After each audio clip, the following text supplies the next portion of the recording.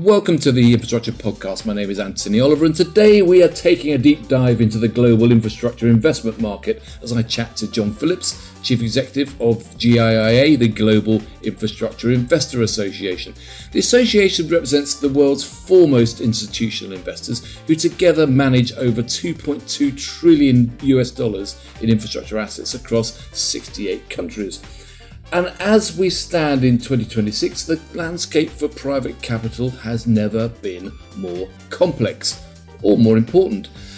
While 2025 saw record-breaking fundraising, the industry is grappling with a fascinating paradox, a massive hunger for bankable projects set against a backdrop of geopolitical shifts, from the evolving impact of the Trump administration to the potential cooling of the AI-driven digital infrastructure boom. Now, the podcast is being recorded during the latest Transforming Infrastructure Performance Summit hosted by software giant Bentley Systems and the Institution of Civil Engineers in Melbourne. So it gives us an opportunity to also explore how the infrastructure market is faring on this side of the world and the pressures, the challenges and opportunities that clients and investors face here. Jon has spent nearly a decade at the helm of the GIIA, which makes him the perfect person to give us a quick update on the global infrastructure investment market. Jon, welcome to the Infrastructure Podcast. Well, thanks, Anthony, and pleasure to be joining you today. Well, thanks very much for joining me on the podcast. To kick off, for those who may not know the GIIA that well, just briefly describe the organisation. Who are you, who are your members, and what role do they play in financing infrastructure globally? You've done a pretty good job at introducing GIIA itself, and it is what it says on the tin, right? We are the Global Infrastructure Investor Association. So although we're based in London, we're regular visitors to all of the main markets, the US, Europe, and Asia Pacific as well. So our membership offer, if you like, is built on three pillars. So we connect, we provide intelligence, and most importantly, we advocate. So our principal role is to promote the benefits of private investment in infrastructure, and that puts us in dialogue with governments and regulators in all of the main markets, where we get the opportunity to talk to them and carry messages, perhaps on behalf of the industry, about how their policies can shape either positively or negatively the wider attractiveness of their market in what is essentially an international competitive market for capital, right? So our job is to encourage them to put in place the best combination of policies that they possibly can to encourage that investment. Well, Jon, given that global position and representing the world's largest long-term investments, how would you characterise the current global landscape then for infrastructure investment? Well, I would say it's very positive in overall terms. I'm sure you and your audience will know that I think last year was a record year for fundraising. There's more capital coming into the sector than ever before, and so there must be people who are a lot smarter than I am must be attracted to the infrastructure asset class in terms of what it can bring for long-term returns. Needless to say, you can't go to a conference these days, Anthony, without talking about tailwinds and headwinds, right? So there's a lot of headwinds around at the moment. Geopolitically, we are perhaps in a bit of a maelstrom across these markets. So I guess investors see opportunity there as well as risk to manage. And so, we are seeing, I think, just a different, a more complex set of risks overlaid what investors have been managing for many years. So it's a complex world to manage, but nevertheless, I think the opportunities remain and are very strong. Well, there's no shortage of infrastructure ambition right now. And as you say, 2025 set new records for global infrastructure fundraising. Yet at the same time, I think, Jon, you agree that investors are being more selective about the projects they choose. They all want so-called investable or bankable projects. How do you therefore think capital deployment will play out over 2026 and maybe the years beyond that? But I don't think there's anything new in that. I mean, investors obviously need to make risk-adjusted returns, and that's what they are expert in doing. And so it's a question of just having the intelligence and strategy to support those investments, and looking for the long-term trends, and perhaps not being too buffeted by the near-term changing winds. If you've got your strategies right, then actually over the lifetime of most infrastructure investments, you should be about right. So you'll have heard, I'm sure, about the 3Ds of digitalization, deglobalization, and decarbonisation. I don't think that those trends are fundamentally going away. In fact, many would say they are accelerating. And we now have the fourth D, right, of defence, which I think is an emerging new play for the infrastructure sector too. So I don't think anything fundamentally changes on those long-term trends. So as long as investors have been wise in their selection of assets to invest in over that period, they should be still on a good track. Yeah. I mean, about the longer term, though, we're seeing the US and many other countries around the world pulling back either politically or practically or even ideologically from investment in carbon reduction in favour of petrochemicals. I mean, how do you see the global market responding to that kind of pressure? Well, I think it's certainly true in the US that there's perhaps some investors that were looking at the possibility of stranded assets a few years ago that have been given a new lease of life. And so that's very welcome from their point of view. So I think that I would say that in markets where the policies around net zero and the energy transition remain stable and firm, like Europe, for instance, the European Union has really kind of doubled down, I think, on its position, and whether or not it's supported perhaps by the need for energy security as well. So I think the combination of energy security and energy transition creates a very stable political and policy environment for investors. The US is obviously less attractive in the renewable space right now with the policy changes that President Trump brought in. But some investors will say that in the longer term the trends remain still, and I think such is the demand for energy, by the way, in the US, driven of course by the data center, hottest ticket kind of investment play at the moment. Then I think there is a recognition at state level within the US that all forms of energy still are very much on the table. It's a kind of all of the above strategy, and there's no way that the US is going to be able to deliver on its data center, expansion and AI expansion if it can't provide the energy that's needed. And traditional forms of energy are not going to be enough for that, as well as the speed to market as well for some of the different sources of energy. Which I suppose is also underpinned by the fact we're seeing record levels of ESG-driven projects. I mean, boosting outcomes for communities, increasing biodiversity and driving down emissions. What would you say are the globally consistent factors then underpinning investment in infrastructure nowadays? Well, I think I touched on them earlier. The four Ds underpin pretty well all of the strategies that are there. But if we look at perhaps the most prominent investment plays at the moment, then data centers and AI are an enormous play at the moment that in all of the markets. I've just come back from a week in DC, and literally every conversation you have in Washington DC is about the incredible demand for data centers and how states are responding to that. And so I think that is clearly the big play, but there are complexities in the delivery of that, and building community consent, making sure that you're heading off concerns around extraction of energy supply in local communities, and you're additive rather than taking out energy from local systems, I think is going to be a very important play in that. So data centers, absolutely huge opportunity. I think then also technology-based investments that support the energy transition, I think, is the other huge play. So battery storage, for instance, being incredibly important to try and working alongside the renewable play to overcome some of those resilience issues that will be critical as well.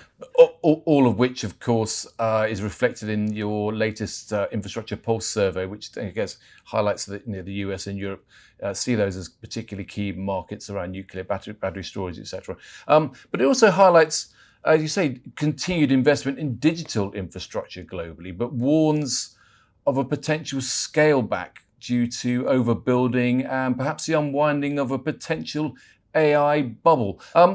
We're gathered for this TIP Summit in Melbourne today. How would you say that the Asia Pacific region and Australia specifically perhaps compares to the North American and European markets as a destination for long-term infrastructure capital?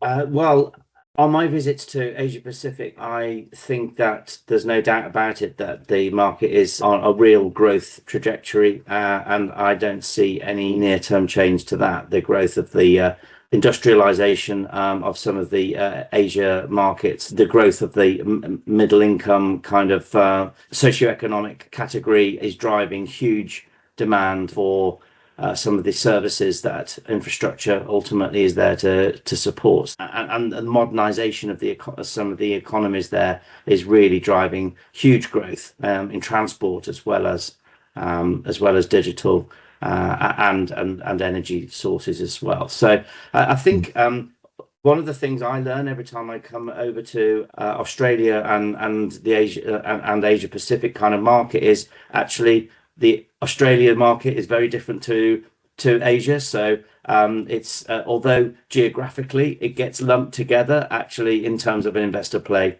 it's very different. Obviously, the Australian market is very mature and has many different kind of characteristics to it. I think the Australian market continues to be very attractive for the fundamental reasons that we might touch on in terms of its established regulatory systems, the funding models that are in place, and the rule of law, and on all of these kind of things that form the basis of investment opportunity. But one of the things that we hear when we're down under is perhaps the lack of pipeline opportunity now, and perhaps a lack of coherence between national and state level policies when it comes to attracting capital into contributing to the funding gap that exists. So we see perhaps a lack of coherence, and that results in a limited pipeline, and then more specifically,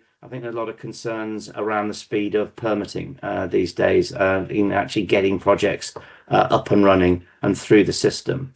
Those are some observations that I make, but in overall terms, Australia continues to be a very attractive proposition, attracts a lot of international capital, and so there's a lot of competition for the relatively small pipeline of opportunity that comes along. Well, I'll press you a little bit more on that, John, because reports like the Australian Infrastructure Investment Monitor highlight the ongoing shortfall, of course, in funding and financing needed to boost transport capacity or housing supporting infrastructure and energy systems in this region. The ambition is huge over here. And I suppose if you're advising Australian or Victorian governments on a practical playbook to attract more institutional capital over the next decade, what are the 3 or 4 priority actions that you might recommend? Well, that's a complicated question to answer, and I would be very careful in offering advice to governments that have a long experience of these things. But I would say, be really clear if you see a positive role for private investment in your infrastructure, and that you are genuinely open to partnership between the public and private sectors. And if you are, then that's great. And there are many models that can be used to attract the capital and give public sector authorities the confidence that they need to take communities with them on that journey. So let's just be clear on the strategy and the funding models that are available, and let's have open dialogue with the private sector to explore where those opportunities are best placed. Not every project is suitable for private sector ownership, but many are. I think the message that we take to governments around the world, not just in Australia, is if you have a funding gap, then there's only 2 ways of filling it, right? You're going to raise taxes, or you're going to work with the private sector to help fill that gap. Neither of those are easy decisions, but you need to be pretty clear and single-minded on what you're willing to undertake. And then I think once that political clarity is there, then actually investors will be attracted to that market and will flood in. Yeah. Jon, we talk a lot about the need for consistent, stable and clear government policy to drive private sector confidence. I mean, the world is generally far from consistent and stable right now. How would you say the market is coping? Well, I think that investors have become very skilled at understanding the politics of infrastructure. It's as all of the asset classes, it's the area infrastructure where public policy meets private sector most acutely. And so to be successful in this particular sector, then you need to have finely tuned antennae, I think, around the politics and the policies that are evolving around. And with that antennae, you're better informed about the decisions to make. And investors will build their portfolios with a degree of defensiveness, if you like, in terms of protection against the kind of worst excesses of political decision making that can sometimes catch people out. So you're never 100% sure, but I think if you have a diversified portfolio, both in terms of sectors as well as markets, and you've been thoughtful about the potential political kind of winds that change, then those are the kinds of decision making that separate good investors from less good investors. So having your eyes very much wide open to everything that's going on is even more important now than it ever has been. Absolutely. And it's a difficult thing to get right all of the time. But as I've said many times, the infrastructure is a long-term play. We all know that. So you're making investments that should be having a 10, 20, 30-year horizon. And so it's almost impossible to predict the political changes that can take place in that period of time. So you have to look for longer-term trends that are going to be current throughout that period, and almost look beyond the near-term political kind of challenges. I mean, on that basis, how would you describe the impact of the US administration's policies on global investment levels? I mean, is this a short-term blip, or is it truly?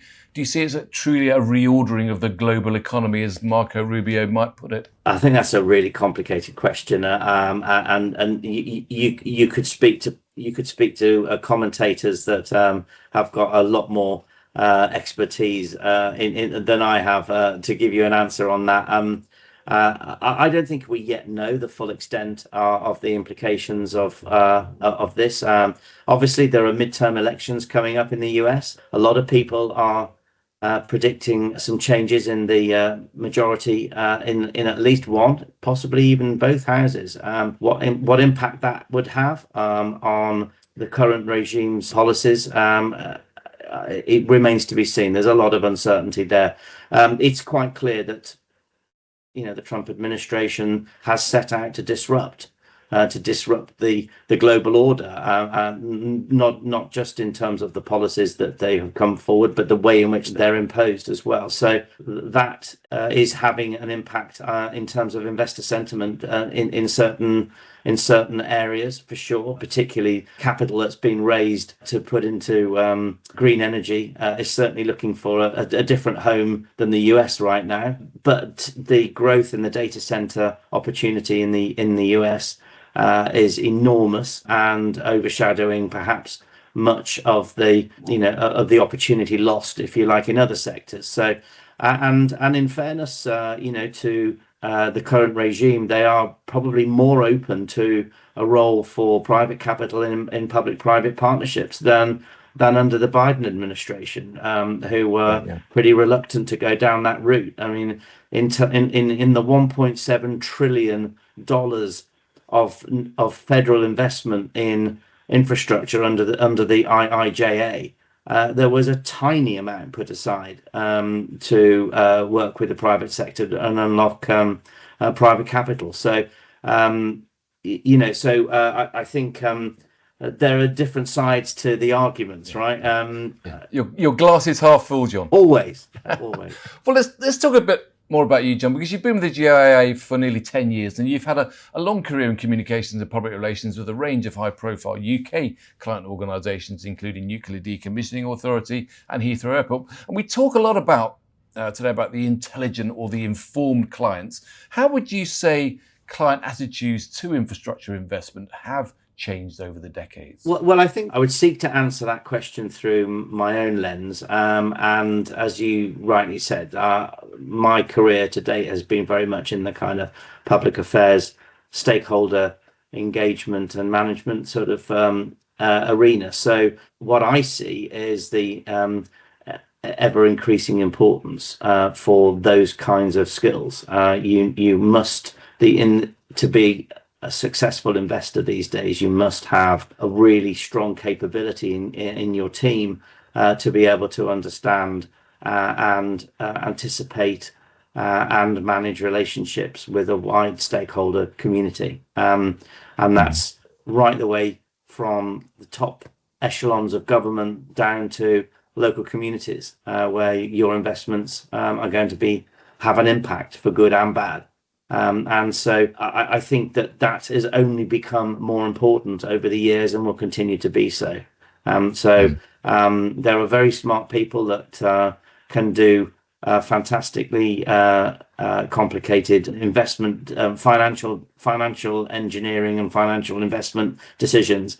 But actually, where the rubber really hits the road is at the coalface of where your assets actually meet the public. Yeah. Would you say that's one of the key issues, therefore, that the sector's consistently overlooked then when it comes to driving forward their ambition? This failure to actually understand that it's what matters to the communities that it impacts that's the key thing. Well, I think I wouldn't generalize. I'd be careful not to generalize too much, but I think investors that have a greater intuitive kind of understanding of those stakeholder relations are usually the ones that are more successful, would be my conclusion from what I've seen. I mean, one of the consistent critical issues facing the infrastructure sector today, though, John, is its continued inability, it seems, to deliver programs and projects to expectation, whether that's expectation of time, expectation of money, or expectation of outcome. That's the essence, of course, of these transforming infrastructure performance summits is to transform the market, to try to boost those kind of outcomes. I mean, your words, why is that transformation, whether it's towards the use of digital tools, whether it's towards the use of modern methods or properly trained workforces, why is that so crucial also to the investor perspective? Well, investors want predictability, don't they? And so anything that increases predictability in terms of the outcome of a particular investment is going to be a good thing. So the skill sets and the technology that are available to try and increase that predictability have a real premium to them. But infrastructure is difficult. Whether or not it is publicly delivered or privately delivered, it's a hard thing to get right. Things go wrong, and actually what's really important is that you have people with the kind of mindset to fix the problem rather than turn to the contract and get the lawyers involved. Actually, let's roll our sleeves up and fix this problem and get it and we can solve it. That's what I learned very early on in my career when I was working at Heathrow on the Terminal 5 project. That was a very successfully delivered major infrastructure project for 4 billion UK on time, on budget. And it was, I think, a large reason for that was the leadership that was in place on the project at the time, which placed this absolute premium on problem solving and getting people around the table, with a vested interest to get it right, as opposed to with a vested interest to go and reach for the contract and see how they could dig themselves out of their hole. So I don't think there's anything fundamentally changed in the world of delivery of infrastructure beyond that. But are we getting better? I don't. I think you'd like to think so, wouldn't you? But I mean, you still see some mega projects going horribly wrong, and that's usually as a result of poor leadership, actually, from the top, and perhaps unrealistic expectations. So I think you still see some horror shows, but probably the industry would say that the delivery of 99% probably improved, and we're getting better. Yeah. Well, we've talked about the UK, we talked about the US, we talked about Australia and South Pacific. Would you say, though, John, are there any kind of global hotspots that if you're an infrastructure professional nowadays, you should be going and working there? Because that's where it's all happening. Where would you advise people go and focus nowadays? Whether it's with money or with their talent? It's a great question, but I don't know that I've got a kind of a silver bullet on this. I mean, one country I would say I have been very impressed with is New Zealand. They've just gone through, I think, a very thorough process to assess their approach to encouraging investment in their infrastructure. They've gone through a very consultative approach to develop a strategy and how to do that. And now I know that the market is not huge, so whether or not there's a flood of money into going towards New Zealand, I don't know. But I do think that the process that they've been through has been very impressive and comprehensive. So they certainly deserve some credit for that. Well, John, I'm really pleased you said that, because it means that I'm going to have to come back and go to New Zealand now to check out that market. Well, once I've finished in Australia. Look, I'll see you there, Anthony. Yeah, brilliant. No, well, thanks for sharing your thoughts and your thinking from the perspective of the Global Infrastructure Investors Association. It's clearly a really challenging world right now. Are you feeling pretty positive, though, for the prospects of infrastructure? Oh, absolutely. Yeah. I mean, as we said, the asset class is growing year on year, and I think this issue that we were just talking about between societies all over the world wants to see more and better infrastructure. They need it, and there's only one solution to that, and that is a greater role for the private capital. And some governments are quicker to see that opportunity than others, but we'll get there. Yeah. Well, interesting food for thought there, John. Certainly, as you say, it's a very challenging market and very interesting market, but thanks for joining me today. Thanks, Anthony. Well, sadly, that's all we've got time for on the podcast right now, but there is more in the pipeline as we continue to probe the big issues facing the sector. If you haven't done so already, do check out the Infrastructure Podcast website, www.infrastructure-podcast.com, where you'll find background information and all the latest podcasts to listen to and to share. So thanks for joining us. Thanks again to John, and I look forward to seeing you again very soon.